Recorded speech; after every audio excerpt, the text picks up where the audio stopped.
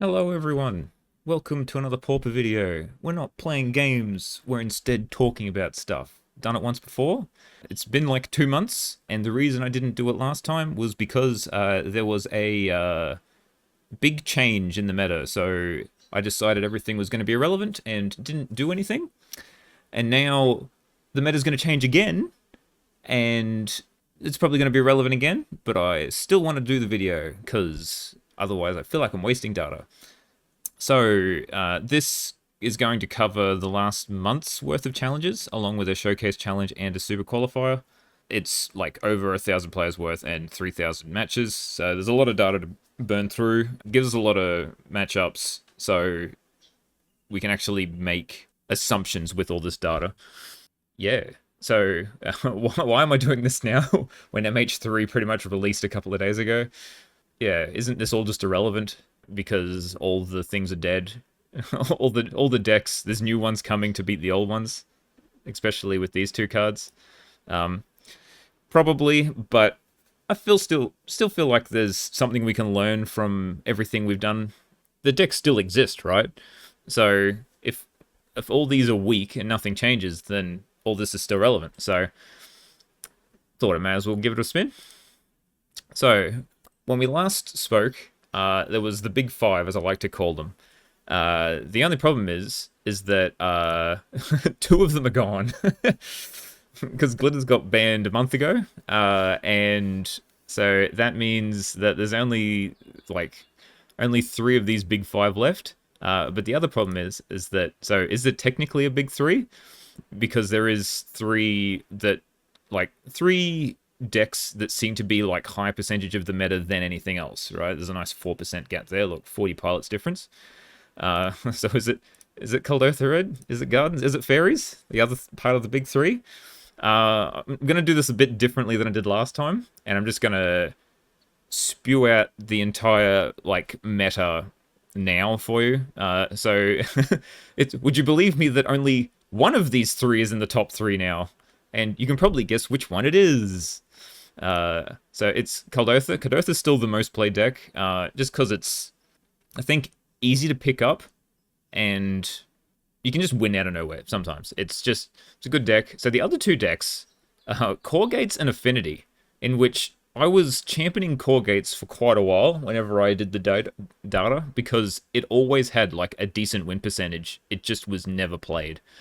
I think people didn't like playing it, didn't like the play patterns, not entirely sure, but it finally got picked up, and I may talk about that later as to why I think that happened. And Affinity is picked up, which I am going to talk about why this happened in the next slide. So, what else do we have here? So, and then you can see like Guns and Fae have dropped off. Like even Land Destruction has moved up above these two that were part of the big five before. They've just been dropping off. It happened last month too, even when Glitters was still alive. These were dropping off a little bit, but it's a common theme among them, as you may well realize, as to why they have dropped off. And here's the other decks. We'll talk about them later, maybe when we talk about win percentages. To cut off the win percentage, you can probably guess from the wins and losses, but the colors made it much easier to see. But we'll talk about that later. So there's your big four, even though it's only technically big three. Just wanted to make it symmetrical. Okay, so now, how did this meta come about? Well, this is because we can look. So this is my data from the month prior. So in between my last video and this current one. So there was a whole month where Glitters was not banned, and here is like the matchups for Glitters. So in my old spreadsheets, I had Glitters split up into three different categories: Boros, Azorius, and Jeskai. Boros was the significant one, but I still wanted to like merge them all together into just what Glitters was affecting in total. And you can see like what it was beating and what it was bad against, right? So like it was good against Affinity, good against Land Destruction. It's weird when you see like it's because Boros was good against the other two. So that's why it's like the Glitters is good against Glitters is it's very strange. And then like look at this 50% against Red. Like they were just up the top and doing their own thing, just 50-50ing themselves. So the main things I want to point out here are like Affinity and Land Destruction, because they're now pretty high in the meta. Like Fae, it was good against as well, which surprises me. That's not what you'd think the data would actually tell you. And the main ones I want to point out down the bottom here is Azorius Familiars had a great win rate against Boros Glitters in general. Well, just, I guess, in all the Glitters decks. Which is what GN commented all the time, that Glitters getting banned was the worst thing to happen to Azorius Familiars since Mystic Sanctuary got banned. Which is pretty funny, because they did lose like a favorable matchup, like decently favorable, that was played pretty high percentage-wise. It saddens me that Turbo Fog now has another deck to not prey upon. And Gardens is the other thing that also was good against it. So the Snuff Out decks is what I'm trying to say, is that the Snuff Out decks should have been good, so I don't know why Fae, I guess they had a lot of flies, so the Fae couldn't tack in. So, now that we've absorbed this, we go to this next side. So now we get to the point where I am going to talk about sort of the meta shift of what happened when Glitters was banned. So you can see I've got, this column here is the month before Glitters got banned, and this is the month after Glitters got banned. So there's like 1,000 pilots in between, like for both of these lots, and you can see a drastic increase that like Affinity has skyrocketed up dramatically. Same with Cawgates, and like Terror and Land Destruction have gone up a decent amount, and Gardens and Kuldotha have sort of dropped pretty significantly, right? And some other decks as well. So this is pretty obvious when we looked at the thing beforehand. So when we looked at what like the win rates of Glitters, and now we look at what happened here. So you can see Glitters good matchups. So Affinity, Gruul, Land Destruction, and Mono Blue Fairies. So these were what Glitters was beating, like positive 55+%. So like Affinity was like a dog to Glitters so much. Land Destruction, well, it didn't really matter. Like all you had to do was hit 2 mana for a Core Skyfisher, then put a Glitters on it, and then you were pretty good to kill Land Destruction, right? And because I had a decent amount of flyers, Fae couldn't get through. So like these were all decks that struggled in the face of Glitters, and because Glitters left, that's why they've risen. And then we have Glitters bad matchups. So Ephemerate, Turbo Fog, Familiars, and Gardens. So like Turbo Fog and Familiars sort of preyed upon Boros Glitters. Gardens was a Snuff Out deck that needed, well, the whole reason Snuff Out was good is because you could kill a Glitters up creature while being tapped out. And that's why I think Gardens was good against Glitters, and because it was really the main thing it was picking on, it fell off substantially when it didn't have Glitters. Same with Turbo Fog. As much as I love Turbo Fog, it just I don't know, it preys upon white mid-range, and there is not much white mid-range currently. Well, except for Cawgates, but nearly everything else is not favorable. And Jeskai Ephim, or Jeskai Wildfire, was another bad matchup just because of the amount of removal that deck had. And so this is why all these have dropped off, is because they've lost a decent favorable matchup, right? There is also other things in here that you can sort of ascertain from this. So while Walls has increased a decent amount, right? This is because its main predator of Gardens has dropped off significantly. So that lets Walls like have less horrendous matchups and do alright. Dredge has got some weird matchups. It's sort of hard to talk about. Cawgates has gone up significantly because I think Glitters was the quote-unquote mid-range deck of choice for all the grinders, because they usually either pick a mid-range deck or a aggro deck. So if they didn't pick Kuldotha, then they would have picked Boros Glitters. And now that Boros Glitters is gone, I think they go to Cawgate.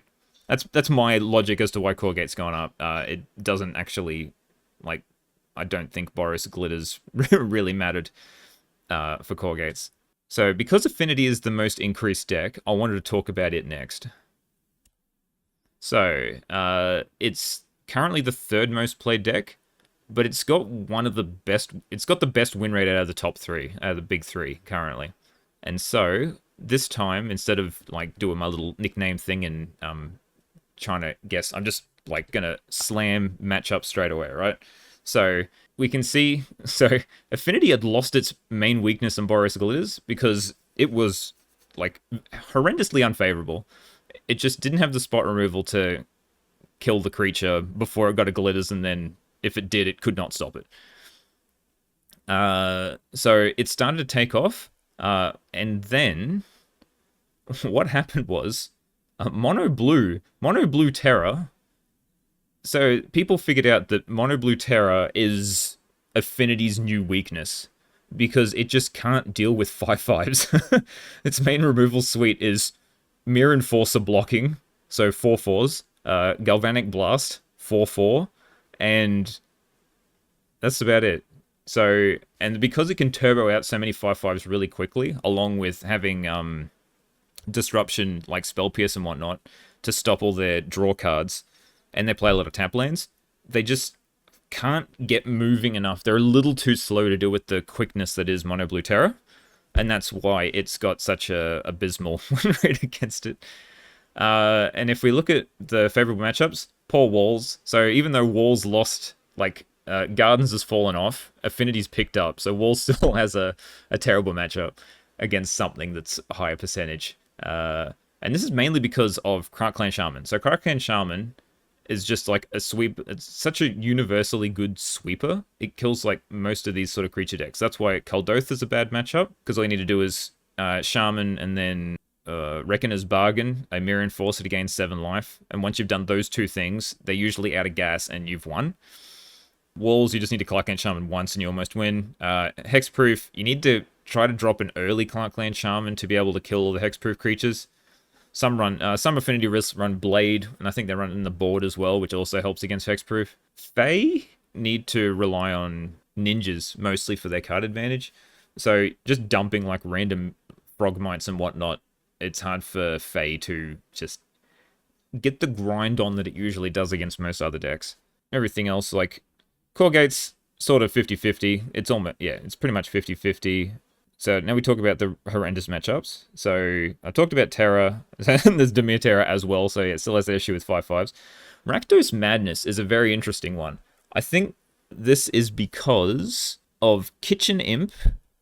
So Affinity's, one of its main weaknesses earlier was to flyers, because it didn't really... So if you could repeatedly just get a quick flyer out and start beating them down, they didn't reliably have like a decent flyer to block with, because most of their stuff is either like Clan Shaman doesn't deal with flyers, and like they've got 4/4s on the ground along with mirror like Frogmites and whatnot. So some ran Somber Hoverguard, the blue Affinity creature, and the only other thing they have to deal with is like spot removal or Kenku, but they only ever usually run one Kenku, so they need to try to dig to that one to be able to stop the Kitchen Imps.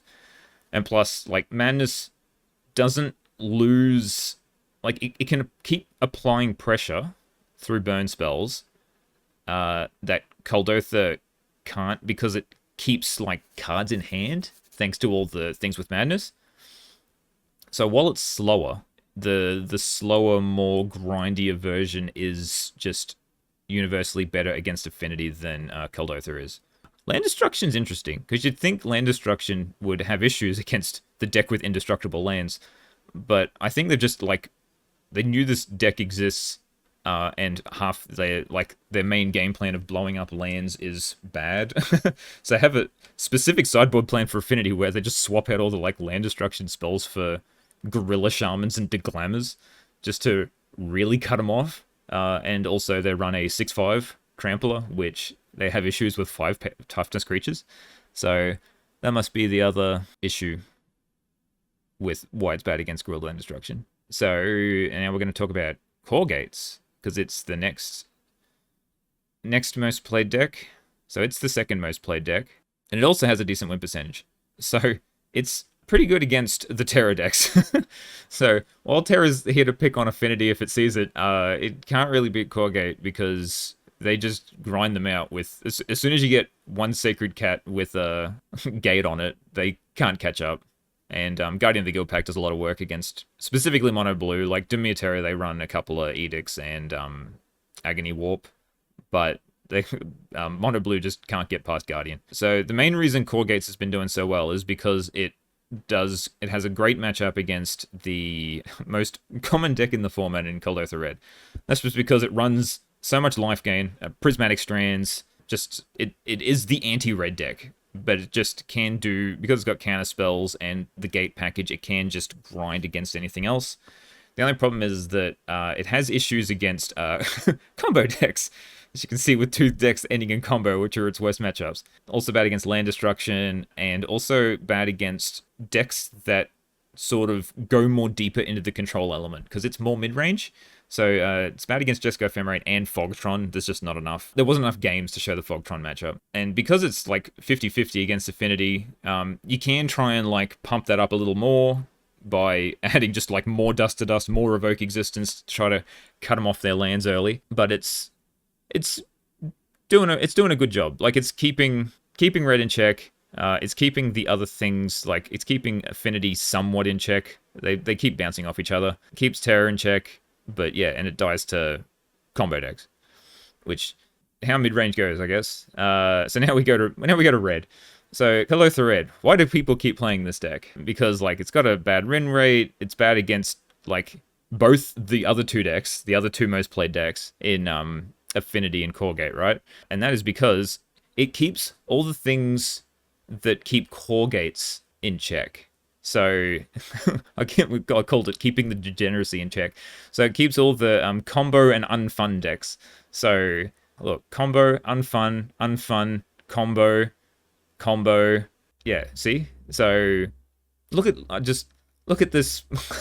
I still can't believe there was a 17-0. Poor Tyrube.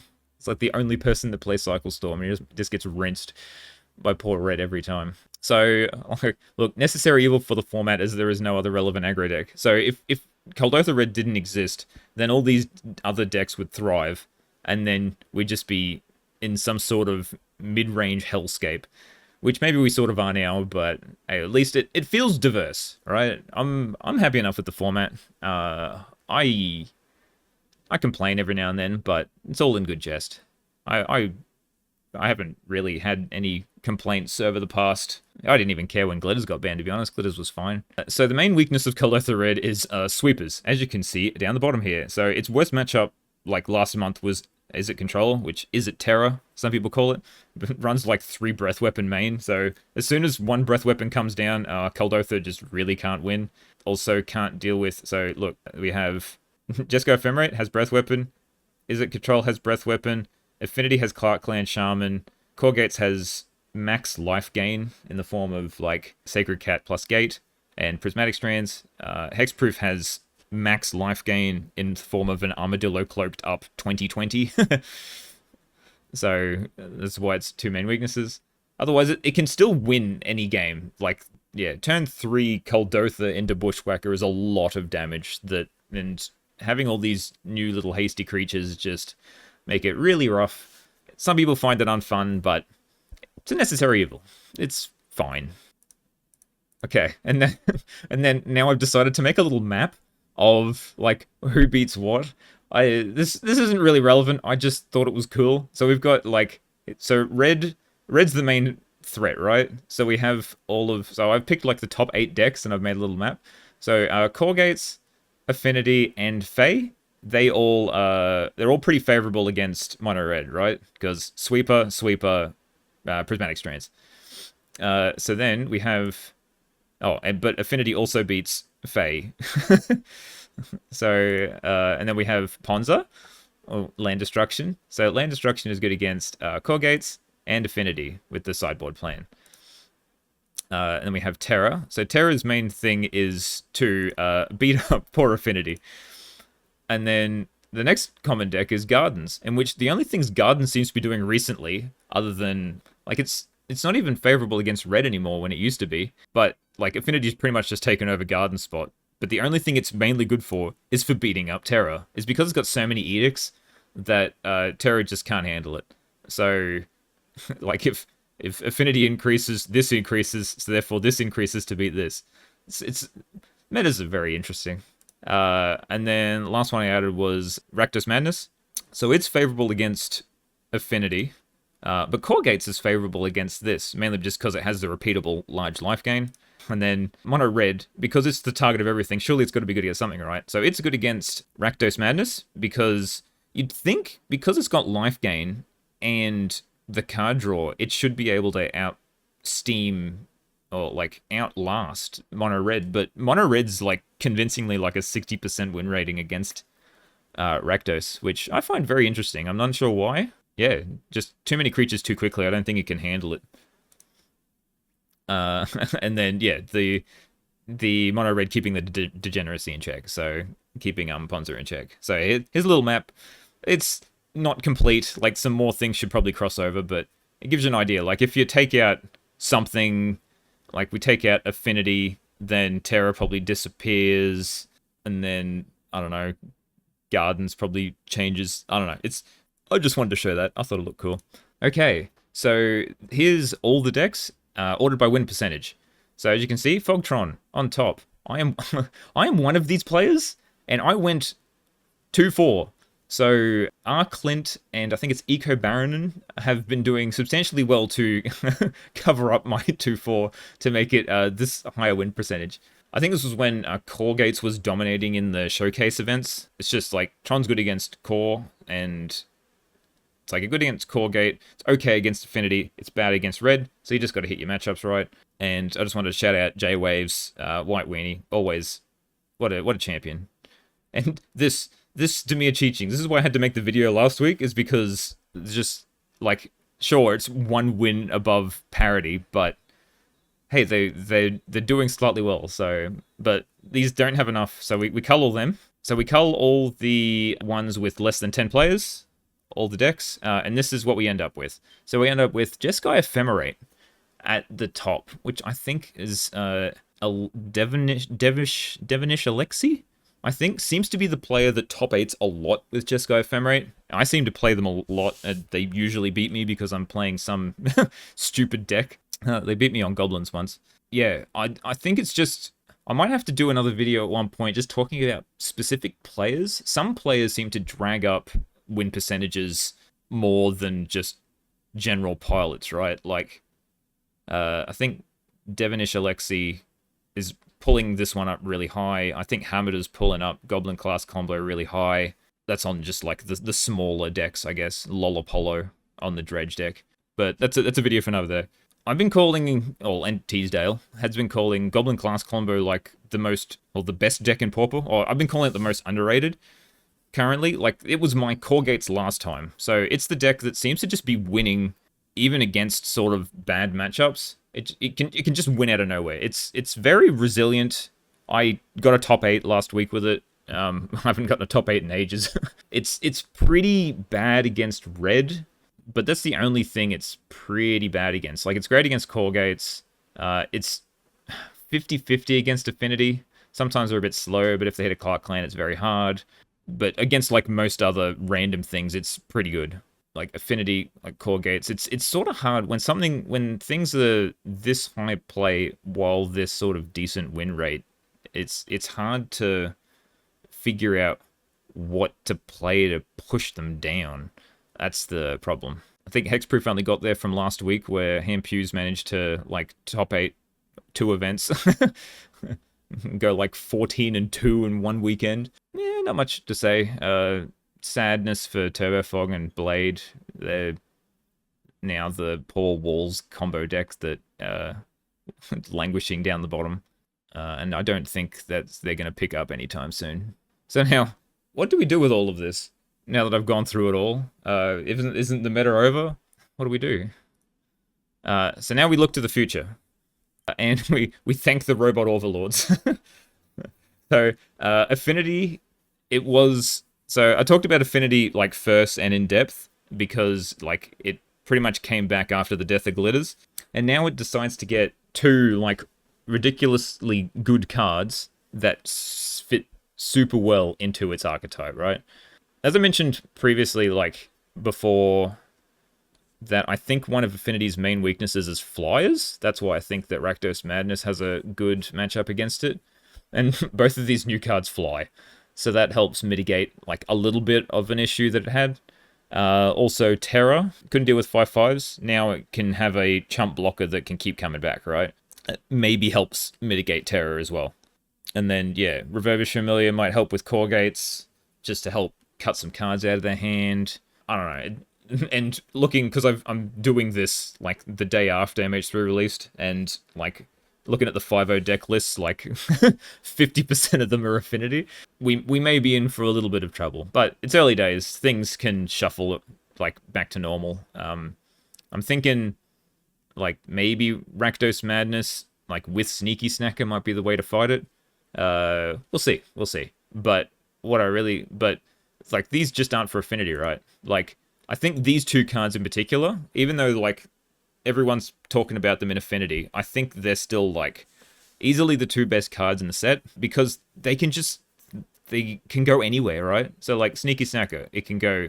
Do we want to try to put it in Dredge because it comes back if we like flashback a Deep Analysis on our turn? That's drawing 3 cards. Or we can put it in Madness. They run a lot of discard effects. Just discard it and then sack one to a Deadly Dispute. It comes back. Fairies, it's a fairy. I don't know. I don't know how you play it in Fairies. I guess you can bring it back with Brainstorm. I don't know how you're discarding it, but we can see if that could work. I bet Terror mills itself. They've got Deep Analysis as well. Like, there's so many different things you can do with just Sneaky Snacker. And then, like, Refurbish Familiar. Do we want to put this in Madness as well? They're on artifact lands. Yeah. It's a creature that flies that can beat down, that gets your value. Do we want to put it in Black-White Blade to bring it back with a Glint Hawk, make people discard more? Esper Flicker. Can we rat lock people out with Archaeomancer and a Refurbish Familiar? What about Mardu Synth? Like, there's been Mardu Synth decks. This looks like it fits right in. Like, look at this. There's like 8 different archetypes for these 2 different cards. Well, maybe not 2 different archetypes, 8 different archetypes, but you get my point. Like, these two are just so flexible, they could fit anywhere. You can build a whole new deck. This is just decks that already exist. Sure, you have to tweak them a lot to maybe make them fit, but maybe there's a deck that doesn't exist that could fit these cards. I don't know, but these cards seem nuts, and I have a feeling that I'll be seeing a lot of them in the next couple of weeks. But what do the other decks get? So we talk a lot about Affinity. Well, how about Jeskai Ephemerate? So we've got the new cycle lands, which can go on anything. I just picked Jeskai Ephemerate because it's the 3-color deck that's the most common. We also got Galvanic Discharge. I think this might be a better Scred, and that means you can sort of play more artifact lands to Wildfire. You can play more Perilous Landscapes, so you don't need to get snow lands. So, like, yeah, I don't know how often you need to Scred for, like, 4 or 5, right? So you just need to Galvanic Discharge for, like, 2, and then the next one does 4. So I think this is pretty good for Jeskai Ephem. And Fang Flames, everyone was hyping up this card as just another answer to Guardian. I mean, it's a better Ghost Fire, and they were running Ghost Fire in their board currently, so they can replace it with this. And Thraben Charm. Unsure if it's good for Jeskai Ephem because they don't run too many creatures, and you'd want that removal spell to be, like, on most of the time, but still, like, this could be just another Destroy Evil that they were running. The exiling Graveyard seems good when Sneaky Snackers run around. I mean, this is also for Cawgates and for any other white mid-range deck. People are pretty hyped on it. I'm pretty mid on it. I just feel like this removal spell mode is the main reason you want it, and it just seems like not great. But maybe it's the graveyard hate that you want the most anyway. Like, I'll probably put like 2 or 3 in the sideboard of my white decks, but main decking it, I'm not too sure. Hexproof. Hexproof gets 2 cards that may or may not be good. So we have Malevolent Rumble as the new Sifting Dig card. So the reason why I like this one, sure, the other ones cost 1 mana. This one puts things in your graveyard. So, well, it says permanent. It doesn't say, like, creature or land, or aura and land, or aura and creature. It's just any of them. So sometimes you need a land, sometimes you need a creature, sometimes you need an aura. This can get any of them. It also gives you a token to be able to either put an aura on or just has Edict Fire fodder, and also it puts the things in the graveyard. So if you have Sentinel's Eyes, for example, that's just free value right there. And Nyxbon Hydra, it's just a creature that can be an enchantment. It seems fine as just a way to have a mana sink, as well as have another creature if they keep killing all your hexproof ones. Yeah, I don't know. It could be cool. And then we got Goblin Combo. We got Siege Smash. Everyone likes Siege Smash because it lets you, like, kill a relic and then they can't sack it, but it doesn't really matter because you're gonna kill them anyway. I don't know. I guess they can't, like, use removal spell at the same time to kill your creature and then relic in response. I don't know. I'm not a fan of it for Goblin Combo, but some people seem to like it, so I thought I'd mention it. But the other cards I do like of Molten Gatekeeper as just a, like, you can discard this early to a, like, I feel like this might bring Faithless Looting back into Goblin Combo because you can just loot this away early and then you have a win condition. And, like, Munitions has been pretty mid, right? Munitions doesn't do much. It's only there to kill people off combo. So this just, it can either be a creature to beat down, it can help, like, just be, like, you can play the more aggro route and just play creatures and do damage to them, or you can discard it early to a Faithless Looting, bring it back, and, like, just loop your Pestilent, your Putrid Goblin, and kill them. This is the card I'm most hyped about, to be honest. And then we got Eviscerated Insight, because sometimes that deck just floods and you just keep needing to draw cards. So, like, may play this over the one that makes a map token. There's too many card names these days, I can't remember. Just because the flashback's pretty relevant. These are all sort of relevant for Ultratron as well, I think. So this lets you just loop 2 Mirror Enforcers and win.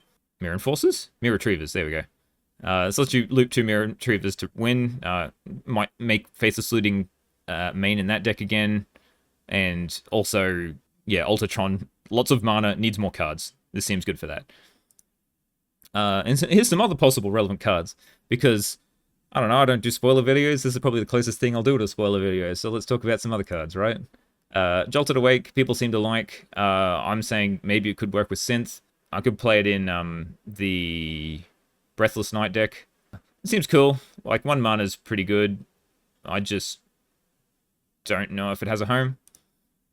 Accursed Marauder. People love their Tortex. This seems fine. Like, this is the cheapest this effect has ever been. Could bring zombies back. I highly doubt it, but could be worth a shot. I don't know. It's just a cheap effect. Could be cool. I'm sort of high on Dog Umbra. I'm a really big Heliod's Pilgrim stan. I play so many terrible Freed from the Real combo decks that I'm happy for anything to fit into Pilgrim package. So this can be a pacifism or a protection spell, which hasn't existed before, so just having that in your toolbox is pretty sweet. Broodscale combo. Everyone's talking about Broodscale combo because it's just hilarious. I think Evolution Witness is going to be in the Broodscale combo deck. That's why I put them together. And a couple of people are trying to tell me to play Broodscale and Stompy. I'm thinking maybe Evolution Witness might fit in Stompy as well, or there could be some sort of mid-rangey green deck. But these two cards seem to, like, work well together, so I just put them together.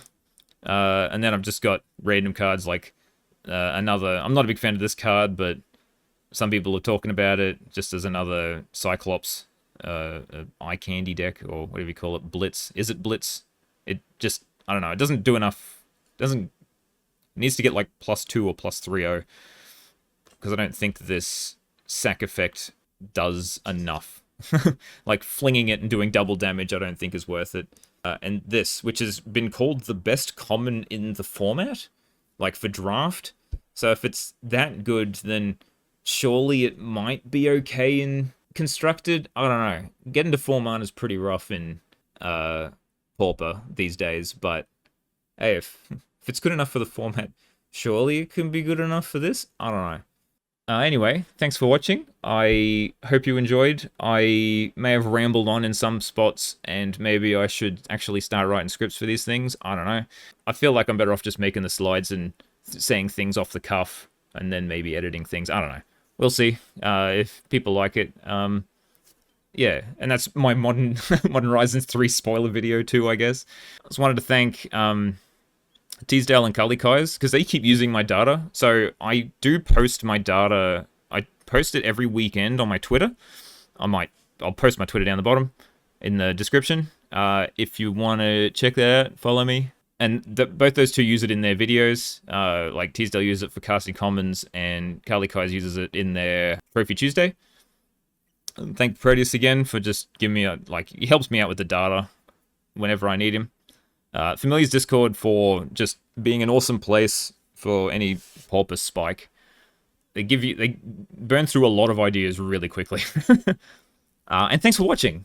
Thanks to everyone who watched this. I hope you got something out of it. Sorry it's a bit late, but I don't know. There'll be a Modern Horizons. I'll do a Modern Horizons 3 Pauper video on my usual time slot every week. So stay tuned for that. Hope you enjoy this, and I'll see you all in a month or two for another one of these videos if people still like them. And I'll see you later.